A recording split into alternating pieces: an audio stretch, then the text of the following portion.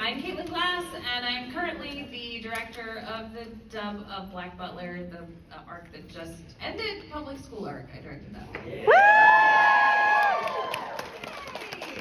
So you answer any and all questions about that experience. And then back in the day, I also played Hannah Anna Fellows in season 2, which, depending on what kind of person you are, you either hate or love. She gave me up. Oh no, that's fine. Okay. Fine. Really close and personal. Joining me today are. Oh, hello. I'm Brandon McInnis.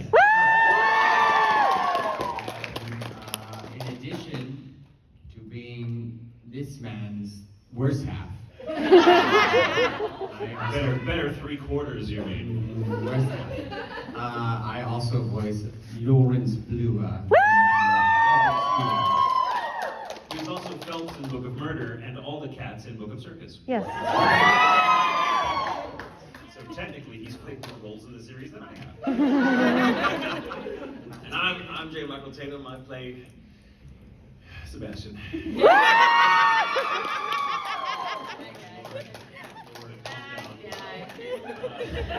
That guy.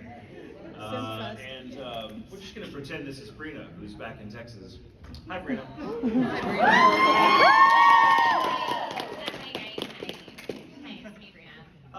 So, I mean, this is going to be very much a relaxed, fit panel, I say. So everyone just stay seated, and if you have a question you want to ask, that's not about shipping. Come on, like, if there's any show that isn't about that. Yeah, so no questions about 2-day shipping, overnight shipping, Priority Express. UPS versus USPS, and FedEx versus. If you want to ask us questions about Black Butler or our lives or anything, any philosophical questions, just stay seated and put your hand up, and if we like you, or we like. Yeah. All right, we like you. What's your question? What? Hi. That's a statement. All right, moving on. Your question was literally what? That's a good question. I don't know. So, I feel like this has been answered for Brandon already, but my favorite question to ask voice actors is, I noticed a trend with voice actors that before they get into voice acting, they do a lot of work in theater. So do you follow under that trend of doing work in theater before? Trend. It's the thing I tried. At some point when I was young, I decided I wanted to be a voice actor, so I was like, well, let me go through stage first. It's like, stage is such a vibe. I'm just tired, so I don't want to shout, and I don't want you to shout. Like, Well, yeah, you have. because you got to direct me on Tuesday. Yeah, but apart from that, like, you have to have a voice all the way till like midnight tonight. So. Oh, cool. Yeah, it's true. So the thing about acting, for a lot of us in this industry, especially our generation, back when voice acting, particularly voice acting for dubs, was not a well-known career path. A lot of us came from different acting backgrounds because studios that would get these properties were like, well, we need actors. Where do you find actors? And so they'd find actors through local theater or whatever. I grew up being a stage actor from the age of about 9 or 10, I think was when my first gig was. Somewhere in there I was a little baby actor, did children's theater, and then went on to teeny baby actor. We're gonna try this again. You can have it back. And then I got into it. I stage. Yeah, he's magical. This is why we work together as a couple. He's the mechanic and I am the oil light.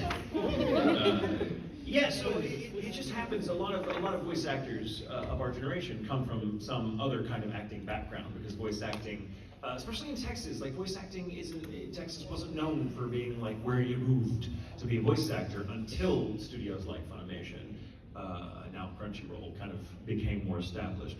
So that's kind of how it happens. A lot of people just sort of find themselves, and I will say there's a lot of people now that start out with voice acting, and it's hard for me to get my head around, because I think voice acting is actually, not to toot our own horns, but voice acting is very difficult. It is a very difficult place to start as an actor, because it's so artificial. In other words, the environment you're in is so artificial. When you're on stage, you have costumes and other actors, this little beautiful thing called rehearsal.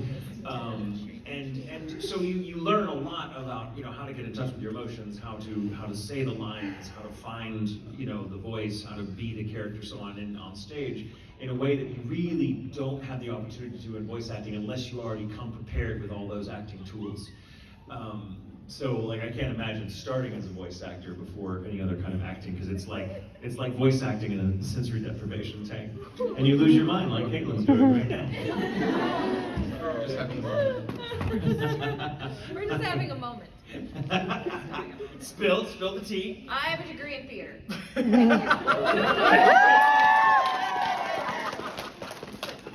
That's That's my hilarious. answer to the question. To follow the trend, I have a degree in theater. To follow the trend. Yeah.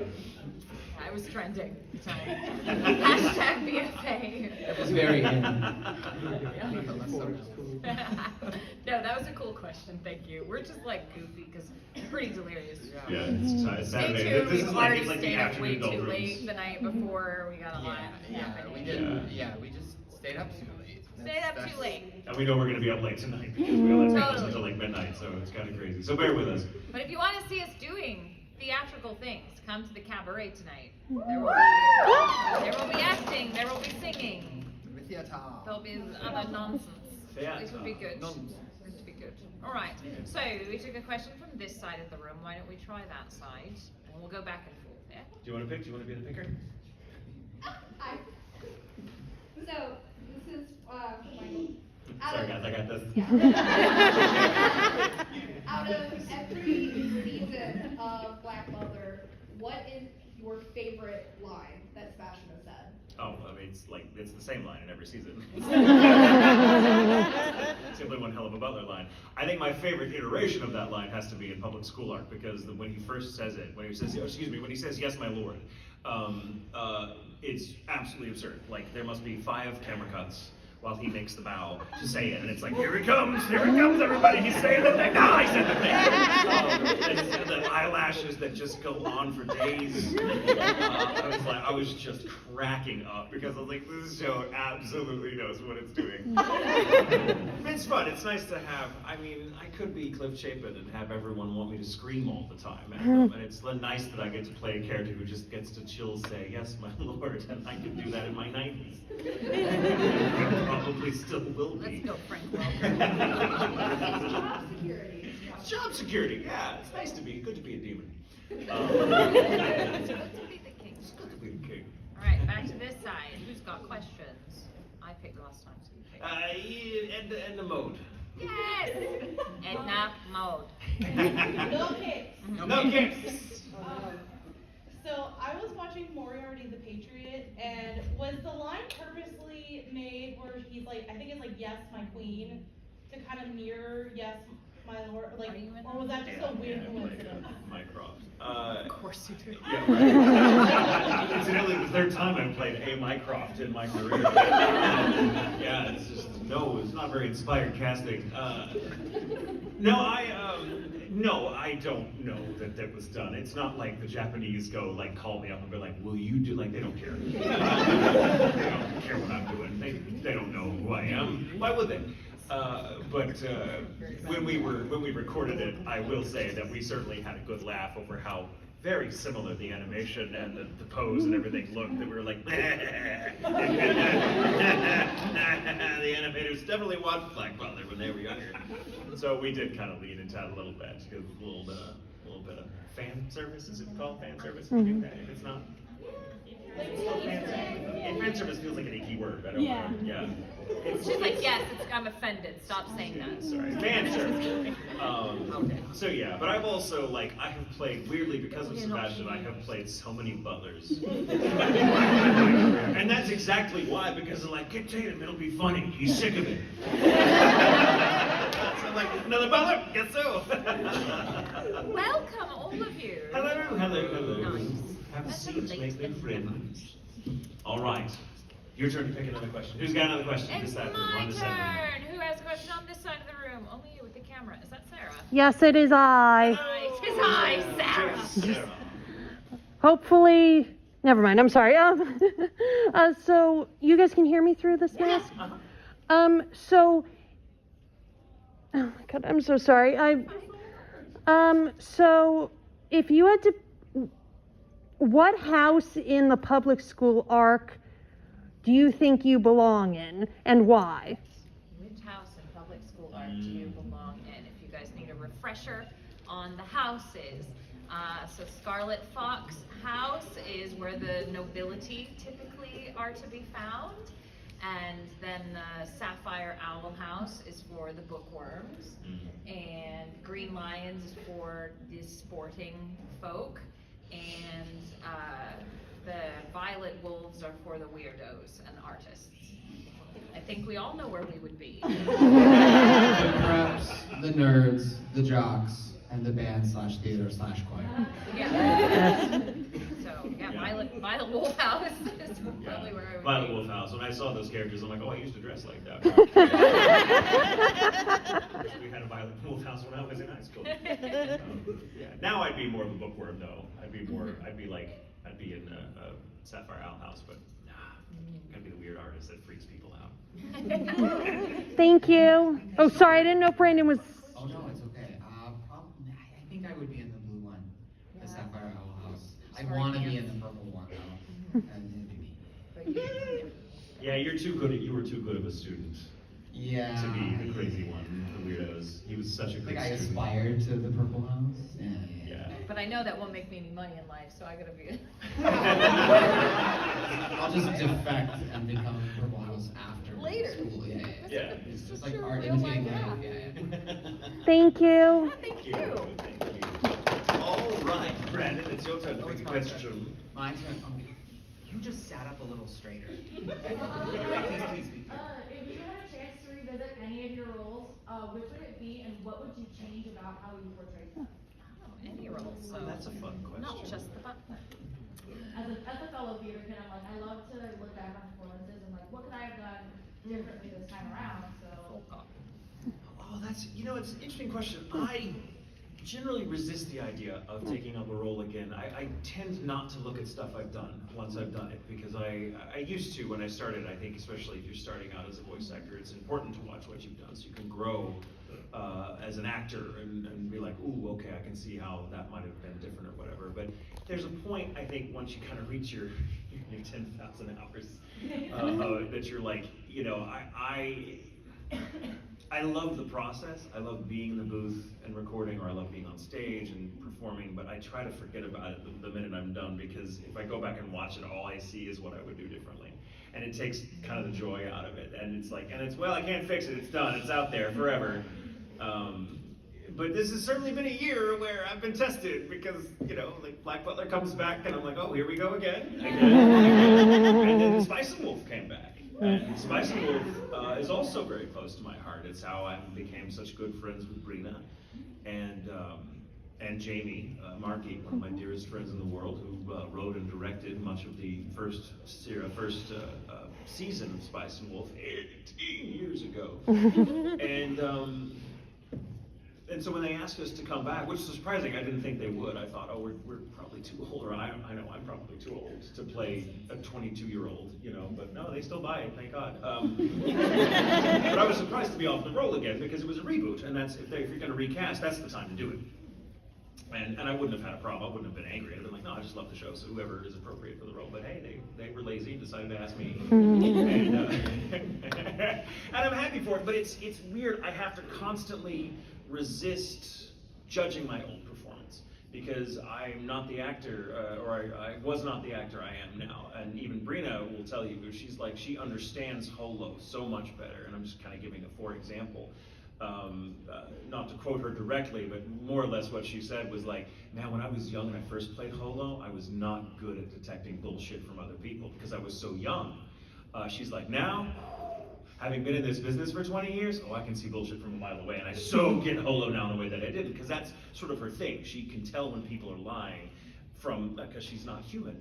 And I think I relate more to Lawrence, mostly because of how traveled he is and how lonely of an existence that can be, how hard it is to have a sense of home, because you're always on the road. And after 20 years of being in this business and doing cons like this, which I love doing, that's how I make my living, aside from being in the booth and getting session fees.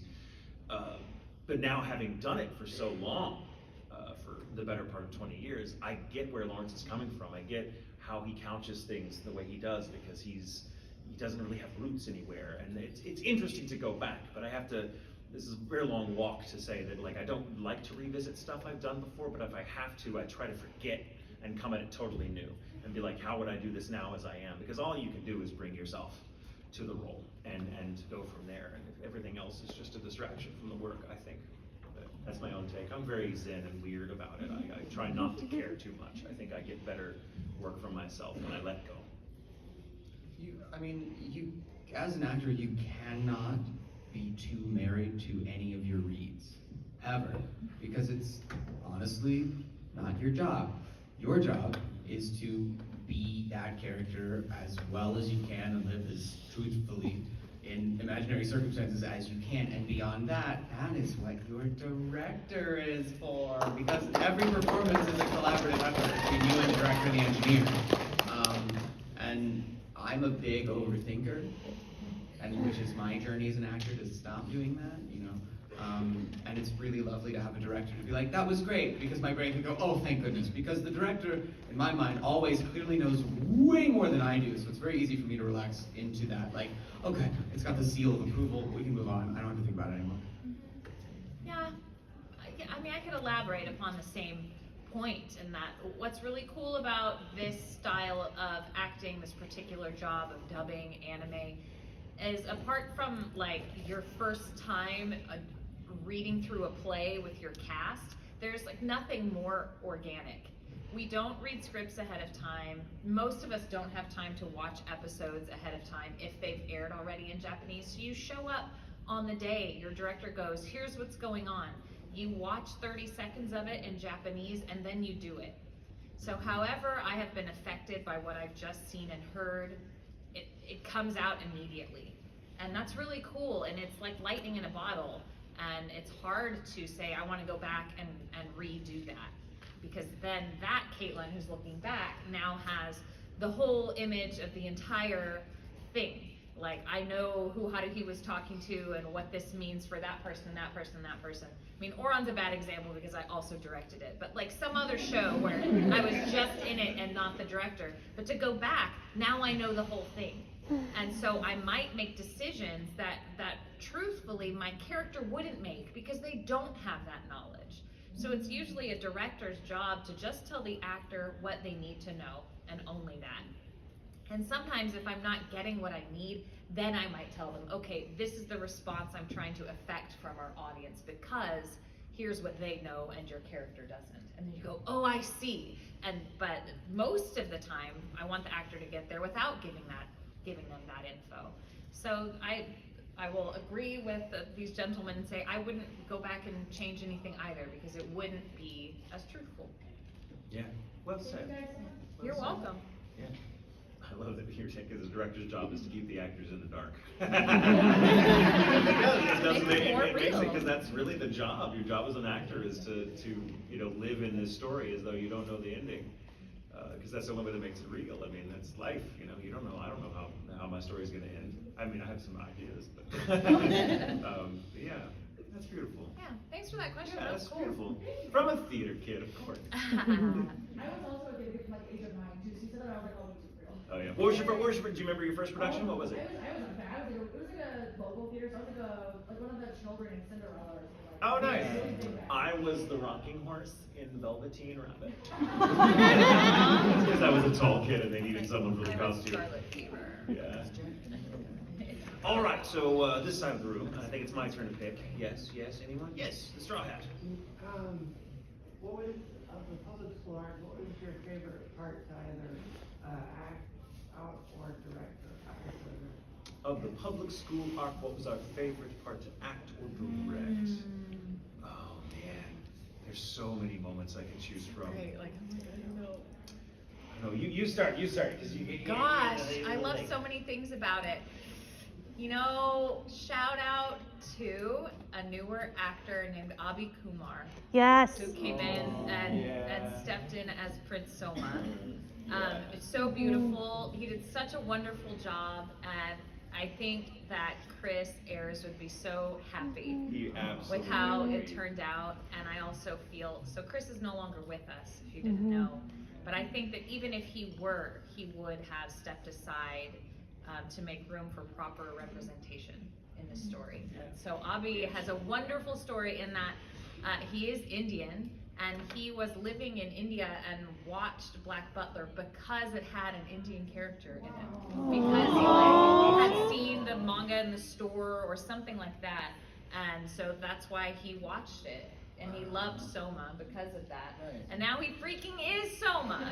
And he's so great. Like, he's such a ray of sunshine. And we had so much fun. He would just make me laugh and laugh all of the time with his reads.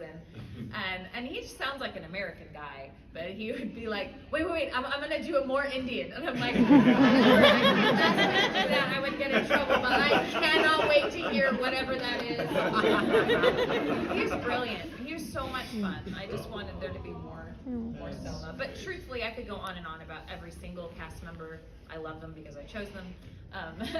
All the new ones anyway. And I love the old ones because they're some of my oldest friends. So, yeah. But it was a great time. I like the cricket match. It was so Yes. emotional. Oh, yes, It was so like, big deal. it had the intensity of like an epic fight scene in a shonen anime. You know, but it was a cricket match. It was great. I think, oh my God, okay, so I'm a big classical music nerd. It's just a thing. And I'm bad at picking favorites because my brain just doesn't work like that. I love everything, and when I pick a favorite, I immediately have anxiety over all the things I didn't pick being offended. So I'm like, well, that too.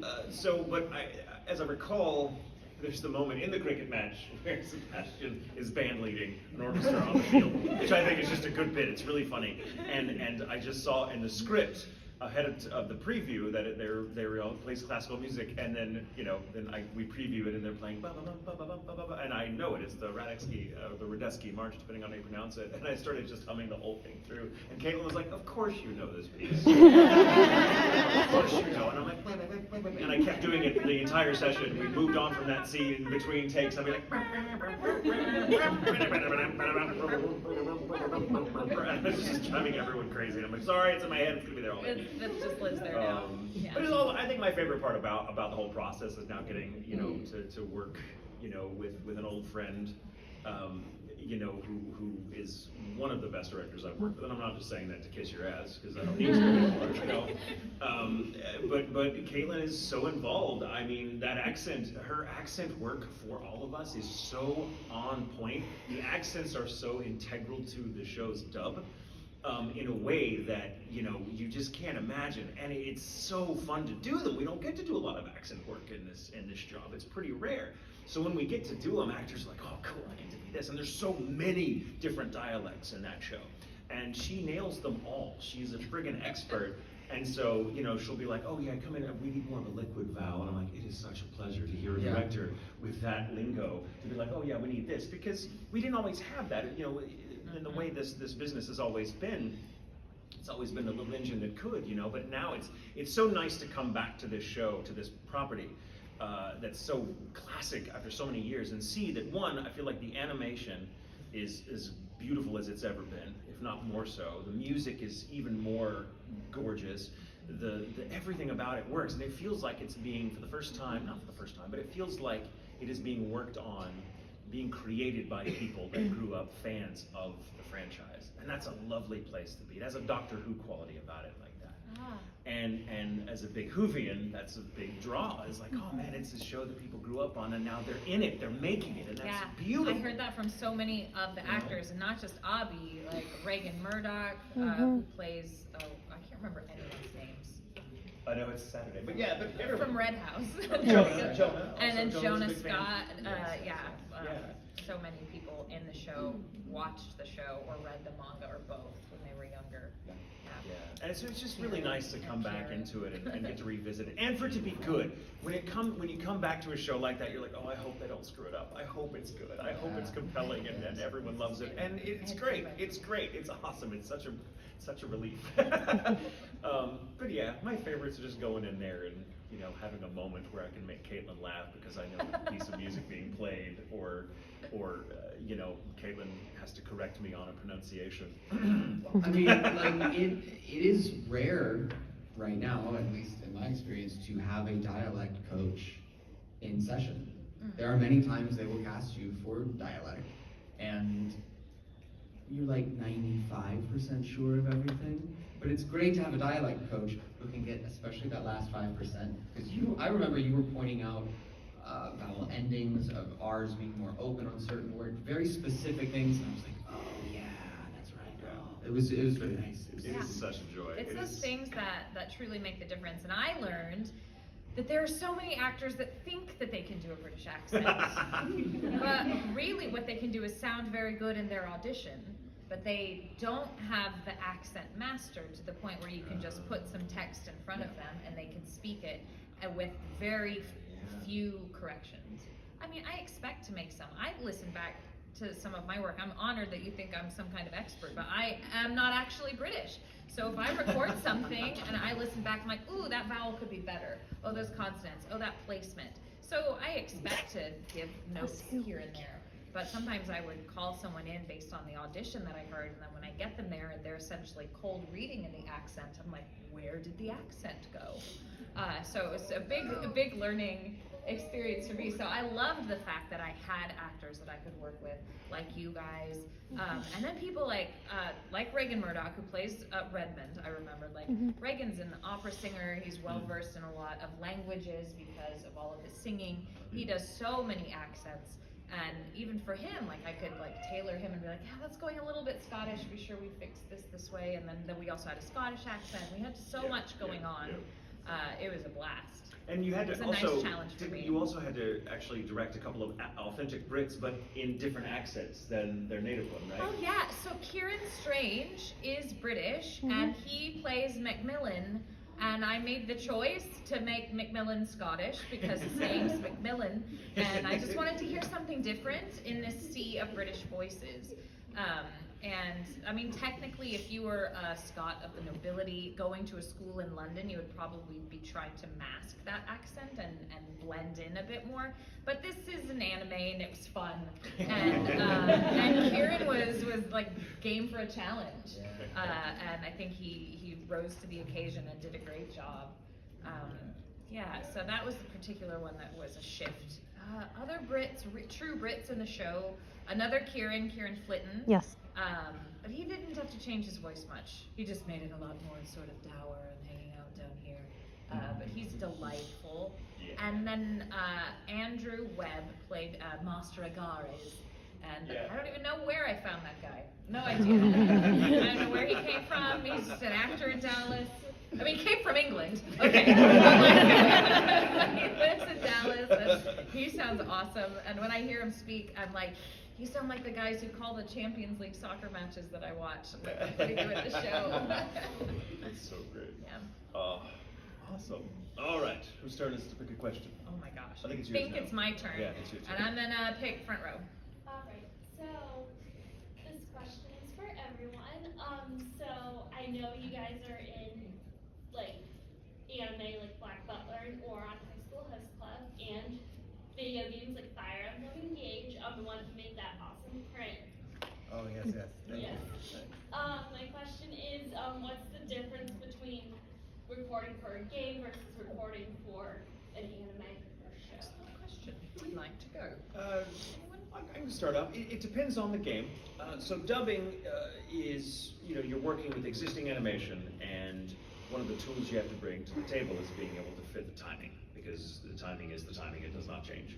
So that can be a real challenge for actors that are starting out, because your emotions tell you to say the line this way, but it doesn't quite fit. You got to shave off a second or add a little more time, and so you have to find technical ways to do it that still capture the performance. This one's singing. Oh, I thought I was just saying I hear it everything too. wrong. It's like, oh my God, but More liquid you. Yeah, more liquid. So dubbing is a challenge in that respect, but once you kind of hit your stride, it becomes easier. It's like a lot of actors, voice actors that specialize in dubs or find themselves doing a lot of dubs have a musical background because they think in rhythm, and that becomes part of it. But with video games, with some exceptions, some video games are also dubs. So if they're already animated and recorded in Japan or China or wherever, then it's also a species of dub. Maybe a little more wiggle room because the flaps aren't as exact as they are in traditional anime. The concept's basically the same. Listen to it in the original language, then you do your version. But some video games are, in fact, the majority of them, in my experience, are prelay, where you are just given a script and they animate more or less to your performance. And it can be wonderfully freeing, but also you're alone and you have no one else. Sometimes you might, if it's a bigger title and they want an ensemble like cutscene or something, you might be working with other actors in the booth, but it's pretty rare, even now.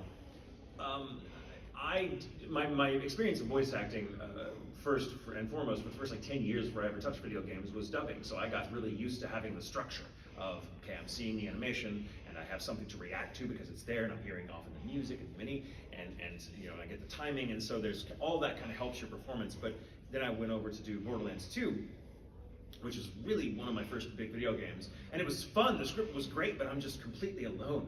There's no music, there's none of that's created yet. It's just words on a page. And so it's like, oh, okay, this is as absolutely raw as it gets. So I just had to sort of do it, and it was very disorienting because I was used to having the timing and everything and knowing, okay, all these little boxes I had to check.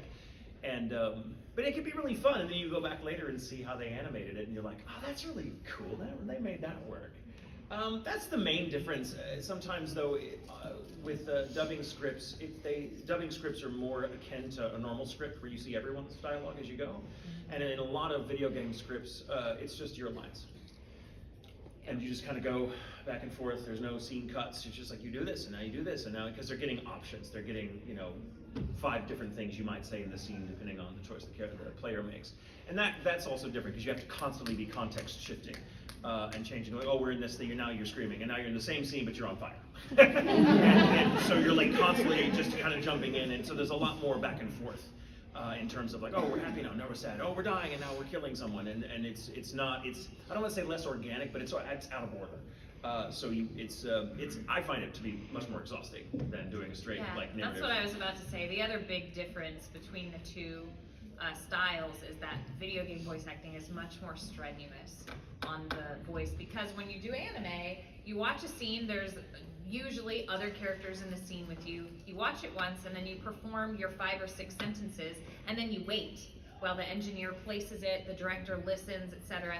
And then maybe 3 or 4, 10 minutes later, you're gonna speak again. In video games, you get in that booth and you pretty much don't stop for at least an hour, and then you'll get a break, and then another hour, and most game sessions are anywhere from 2 to 4 hours long. And doing super strenuous stuff, because it's not just here's one line, it's here's one line 4 ways, then here's the next one 4 ways. Or I know in some Borderlands games that I've worked on, like Tiny Tina's Wonderlands, I'm one of the playable character voices, so we have to say absolutely everything, and it's a lot like a choose your own adventure book. Like, if your player picks this, here are the 12 things you might say. If the player picks this, here are the other 12 things. But I gotta go bam, bam, bam, bam, bam through all 12 of those, 2 options each. So that's like 24 things in a row without stopping. And then and the director's listening and going A, B, B, B, A, etc. And then they set you up for the next thing. So when you hear video game voice actors talking about pay and voice protection and things like that, it is legit. It's a real thing. It's really hard. It's very hard on the voice.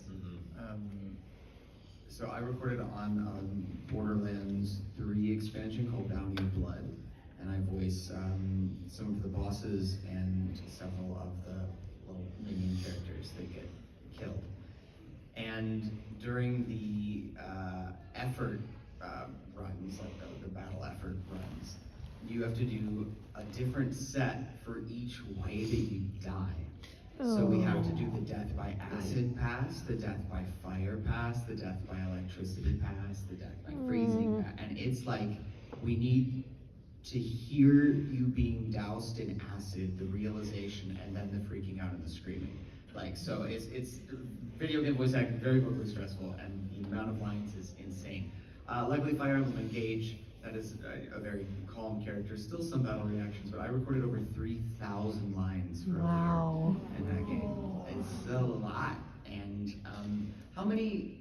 What would you say is like the goal for number of cues per hour in ADR? In ADR specifically in anime. And it's usually 30. 30. 30. They want to be able to get 30 lines an hour. 30 or like 20 and 10 reactions. So like, but it's around like 30 is kind of like golden. In video games, it is, you want between 70 and 100 cues per hour, so the pace is different, fewer breaks. Yeah. Yeah. It is intense. Yeah. Who wants to be a voice actor now? I do have to say, Aaliyah did change my life so much. I met you first at TechnoCon 2023 in Pittsburgh. Yeah. I didn't know who you were. You explained the Colgate Aaliyah need to me, and then I'm like, okay, I have to play this. Buy the game, get everything together. I discovered Louie, which I love so much too. Louie, another Butler. So in love, and I appreciate you guys so much, and I love Oron too. I love Haruki. You have excellent thank taste. you. Yes. Thank you. Is it my turn to pick or is it yours? Oh, it's your turn. It's your turn. My turn. Yeah, it's your turn. Way in the back there, you.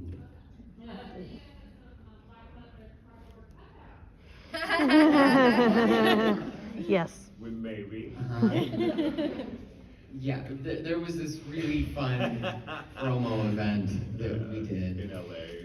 They did a high tea event where they invited some influencers and fans and stuff, and they asked us to take part. And it was really a lot of fun, but they had a lot of cardboard cutouts of most of the characters there, and so we got pictures with them, and then they asked us like, well, I mean, you asked them if we could take them home. That's what it was, because you saw Lure and you're like, hey, can we keep him? And I'm like, I was like, what are you going to do with these? And they're like, oh, we're probably just going to throw them away. Do you want them? And I was like, oh, we have to. And they're not collapsible. They have like super or hot glued like foam core on the back to make them stand up. And I was like, we have to have them. Babe, we have to have them. And the car service that was taking us home had this tiny SUV. And so here we are in Hollywood, trying to cram with this beautiful like black car service SUV, trying to like cram these cardboard cutouts into the back of it, and the driver's like, I don't think it's gonna fit. And I was like, we can't take them. But these two TikTokers that we had met were like, oh, we're passing by, like kind of the area you live, and we both have SUVs. We can just drop them off on the way. Very nice. Wow. Yay, TikTok. It's funny because we live in a townhome, so we put the only place for them to live is kind of on the top landing of our stairs, like in the studio. And I cannot tell you how often I've scared the shit out of myself at night, being like, that's. You walk up the stairs and the railing, it's like open. You just go up the stairs, it's just open. And so there's railing on the left side. So you walk up and there's just the cardboard cutout staring at you as you're coming up the stairs right here. And they are massive. They are like Sebastian's about 6.5 true feet life. tall. They're 1-to-1 scale. And with the cloak going out like this, it's like two of me. So it's like, and so it just looks like a real demon is in our house now. My dogs do not like those. I want him. When we brought them home, we set them up, and Gus was like, bark, bark, bark, bark, bark, bark, bark. He never barks at anything like that. He's very friendly and wants to make friends with everything. So maybe Sebastian is like, he doesn't like dogs. I know he doesn't like dogs. I've seen the show. Yeah. But they hang out there. They hang out there scaring people. For Halloween, I think we'll put them out on one of the balconies. This makes me think of a story. Sorry. So first season of Black Butler had come out and was hugely popular, one of the biggest things I'd ever been in, and I was not prepared for how big it was, because you never know, and I'm just a little baby voice actor in those days, so I was like, cool. And I lived in a house in those years, and for Halloween we'd pass out candy to trick-or-treaters. It was a good neighborhood for trick-or-treating, and Oh no, what did you do? that year someone came to the door, and I opened the door, big old bowl of candy, and There on my doorstep was an entire group of Black Butler cosplayers. You had Brad, you had Chanel, you had Sebastian, you had Bard, all of them, and they were like, trick or treat! And immediately I was like Doc Brown, and like, oh my God, they found me! So I sat there and I switched immediately. I was like, they can't know. There's no way they know. And so I was just like, well, y'all look adorable. They were so unimpressed. They were like, we're from a show called Black Butler. They were in Texas, so they're probably more like, we're from a show called Black Butler. Yeah, Black Butler. And I was like, well, I don't know what that is, but y'all sure are adorable. And I just like dumped all the candy on my face. Turned the porch light off, and I'm like, never trick it, never. We're never doing this again. Yeah. Somewhere out there, maybe one of you that happened to be in Dallas trick-or-treating that year. I don't know why you would come to Dallas to trick-or-treat if you live here, but someone out there has been to my house. Didn't know it. I don't live there anymore. Whose turn is it? I did this one. I think it's my turn now. Yeah, I think it's my turn to pick. So we're doing this side of the room? We're back on? We're back on this side. Back on this side? Okay. I see Nakazawa. Let's do Nakazawa. Yes.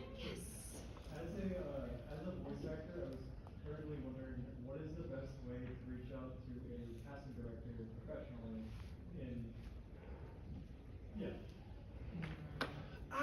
It's tough.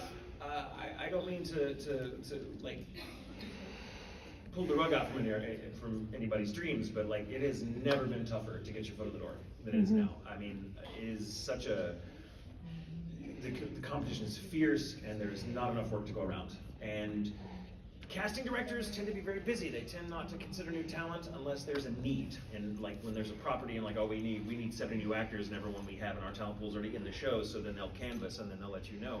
The best way to know what's available is to get an agent. And that's a whole process you need to learn how to do, because that's a business side. So I just have to interrupt. And you really need to learn how to do that. I think that people, like the last kind of upcoming generation of voice actors, maybe even 10 years ago, wanted to believe that that wasn't a necessity.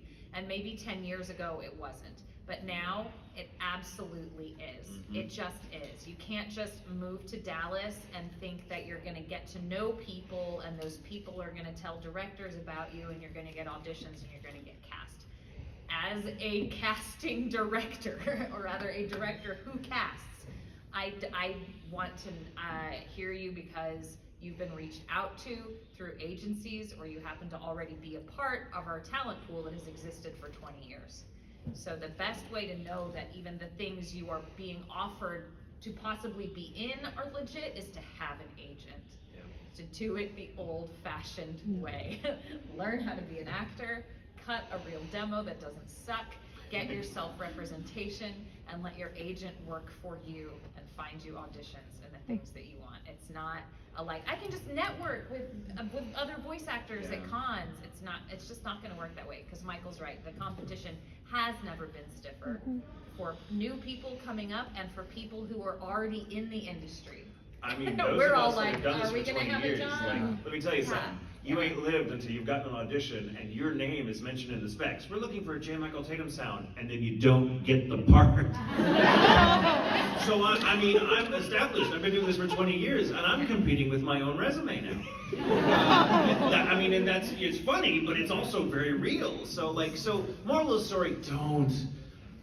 You've got to come in with a good head for business, and it's the least interesting part about it. We're all creative, we want to act, but the way you get to act is you have got to go through the boring shit first, which means you've got to find an agent. You've got to figure out how that works. You have to learn how to protect yourself from an agency that's not really doing what they should, because there are some shady representation out there. So you have to learn how do I recognize a reputable agency? How do I make a demo? That's a whole thing you have to learn before you can even begin to think about submitting auditions.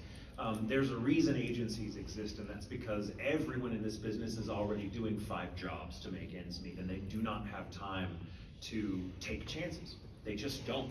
So they're not going to be like, oh, wait a minute, say that again, and then bring you in. It does not happen, and it can't. It's not an environment where that's even possible. You have to understand that Directors have to deal with so much already. They have timelines, they have a very limited amount of time to produce something and have it turned in. So when they work with new talent that they've never worked before, they are taking on risk. And the best way you can get work or be cast is by minimizing the risk. How do you do that? You just be really good. Because, and part of that is getting an agent, that's vetting. That is lowering risk for a director to use a new person, because if a certain caliber of agent has talent, that is a vetting of that talent, and that reduces the risk, right? Also, take some of the pressure off of yourself to think that like the only way I can be an actor is if I am a voice actor. Like the best actors that I know are people who are diversified within the whole field of entertainment, whether it's different types of acting on stage, on camera, voice, and all the different types of voice acting, or they also direct this or that, they write this or that, so that their whole community is made up of those people, so that they will still get to do the networking and have the opportunities, but that's actually their life. And not in a bad way, like doesn't mean that they don't have a partner or hobbies, right, that aren't related to getting work. Because I do think of actors that I have brought in because I saw them in a play. But why is that? While they are so good at voice acting and have always wanted to do it, they were just pursuing acting and let the opportunities come to them. And because they are pretty made for it, they're really succeeding at it now. But I saw them in a play and I went, that person's voice is amazing, and they stand out from the rest of the cast because of it. So I want to make sure that I get them in for an audition, and now they're in a lot of things. So that's why when people say I want to be a voice actor, I'm like, no, you don't. You need to want to be an actor or get out of my face. She's tough. But she's real. She's real. Tired of it, That's y'all. the thing, but that's another thing to think about. For those of you that want to get into this industry, be aware that there's not, voice acting is just one of the jobs you could do. You could find other jobs that are adjacent to it so that you're in that environment, so that you're around opportunities when they happen. I can piggyback off of that. When you said other jobs that are adjacent. Here's the thing. I'm not trying to poop on your dreams, you guys. Ask yourself, if you have said to yourself, I want to be a voice actor, ask yourself why that is. And don't be afraid of the answer. Yes. Sometimes it's simply because I really like anime. Okay. And when you watch anime or you read manga, the thing that you connect to, the characters. So you think, how can I have more of this in my life? It must be, I have to be one of these characters. I have to be a voice actor. I want to be a voice actor. And it's like you're picking one of the hardest jobs.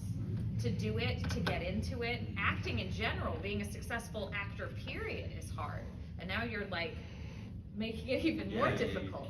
So if it's anime that you love, but you are really not inclined in any way to be a performer, right? There are so many jobs in anime. It's not going away. It's only getting bigger in the West. What are you good at? Are you good at math? You know who needs accountants? Crunchyroll. Okay, you know who needs lawyers? Any company needs a lawyer, right? Are you good with people? You can work in HR and go get hired at SDI Uno, which is one of the biggest dubbing companies in the world, and not just for anime, but for all kinds of things, right? So that being said, like there are lots of jobs in anime, and you don't have to just be a voice actor. Thank you for coming to my TED Talk. I know you found it so much butter. Cast your net wide, because the more you can do, the more you might be able to get to do. Yeah.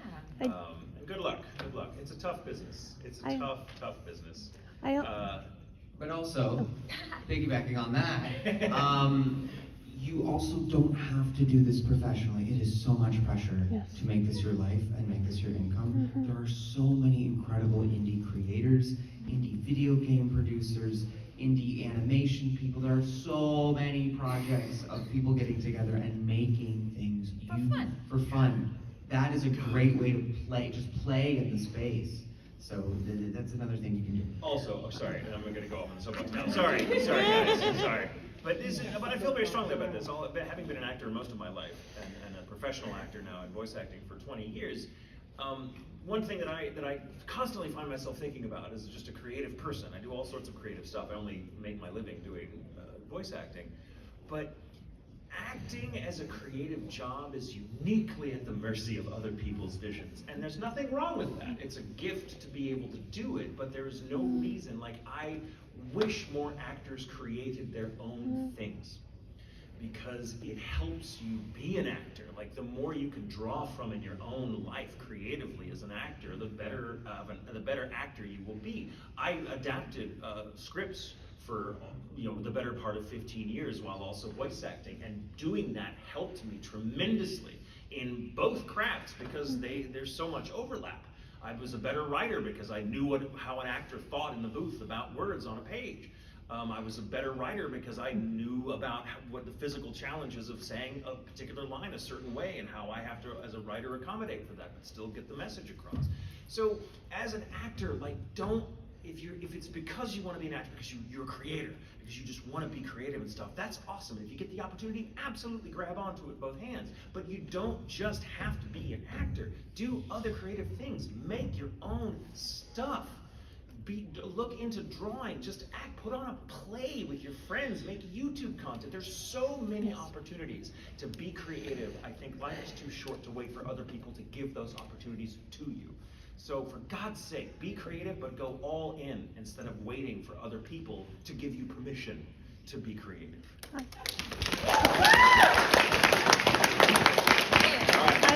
have about 7 minutes left, so this is mostly a challenge to myself. It's going to be a speed round. So I'll pick, or you. Blonde hair, green sleeve. Yeah.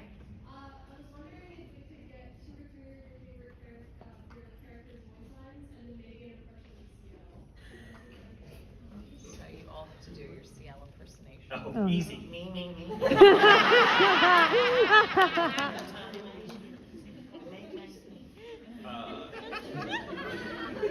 If you can remember any of your favorites, Oh God, it's please don't scream when I say it. Please, just let me say it. Well, after all, I'm simply one hell of a Butler. That was so subdued. I'm so proud of you. Very demure and mindful. Very mindful, very demure. Yeah. Mine is going to be, please do not tread on the lawn. It's against the rules.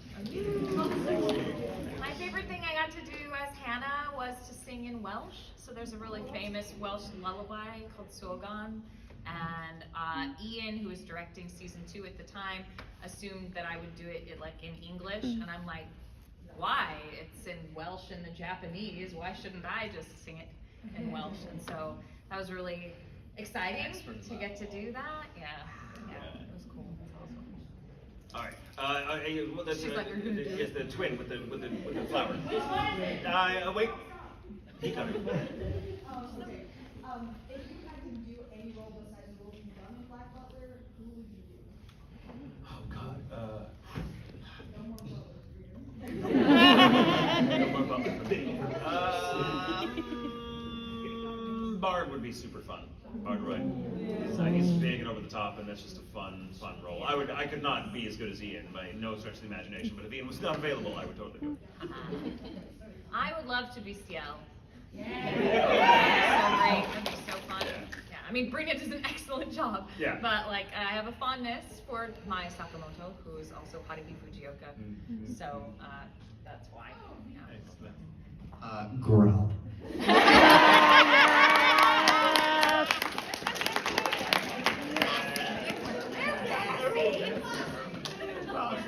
Okay.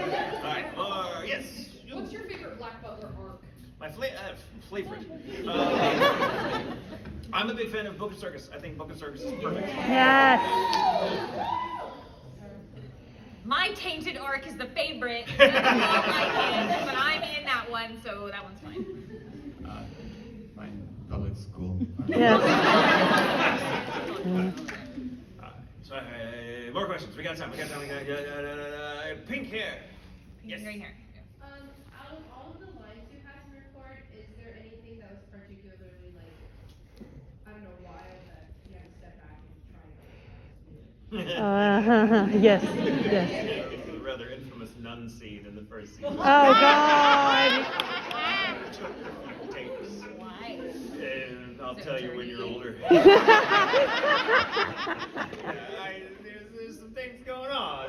Ian wanted to hear movement in the read, and so I had to get kind of physical. And it's not my proudest moment. We are not amused. But I do what my director says. Yeah, that one. That's a good moment. Anything? No, nothing. Just me? I'm the only awkward one. Love it. Next question. Eloise. A lot of people make an opinion on season 2 and like always all that shit. So like, don't fuck with Eloise. Do I? Was that the question? Do you know who you're asking? I'm dying for that little shit. I think we all agree I Eloise lost is an eye. like horribly. It wasn't just like you didn't just lose the guy. Sorry, what was the question? Do we fuck with Eloise? Fuck that guy. No. Yeah. No. Awful human. I mean, Sebastian has a real problem with it. So Claude can get bent too. Let's Oh yeah. Jason Douglas though, loved him. Oh yeah, we love Lucy Christensen, we love them, but as characters, ooh, no, thank you. No. Far away from me. And we're gonna hand on the right. Hand on the right. Are you guys excited for the Emerald Witch arc that's coming out? Yeah, it's going to be very good, since there should be lots of German. Sounds Very excited, yes. Okay, hold on. What characters do you play? Do you identify or relate to the most, since you were talking about ones earlier? In some respect, it's all of them. For me personally, it's Okabe from Steins Gate is the one I've probably the most related. I find the most like me in a way that was very terribly emotional and caused all sorts of problems in the movie, but very rewarding at the end of the day. Yeah, Lawrence Bluer is software engineer Brandon. That's true. That's very true. Yeah. Gosh, I don't know anymore. I'm just so happy anytime I get to be in the booth at all. Like, I just love it. And I get to play, and it's just fun to dig something out. And it's like, what is she like? Oh, this? I mean, and we bring up that little thing. And anymore, I play a lot of like mobs and evil queens and like sorceresses and stuff. I'm like, okay, this is the era that I'm in, apparently, and that's all right.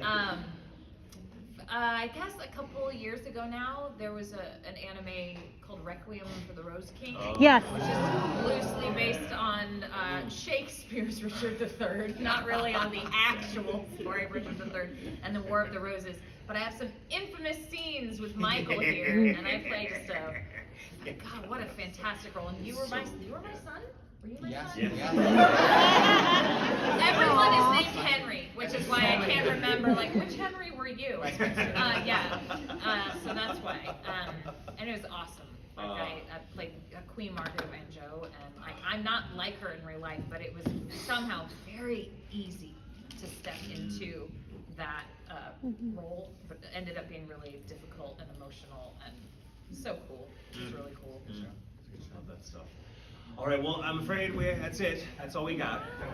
But we will all be at our tables. Yeah, not me. I have a Tomo-chan as a girl panel at 3:30. Okay. In here? Is it in here? Yes, in here. Right back in here in 30 minutes. So that's where I'll be. Brandon and I will, I believe, be at our tables. For the next couple of hours. So come by, say hi. Lawrence Bluer, friends. And tonight is Caitlin and Brandon.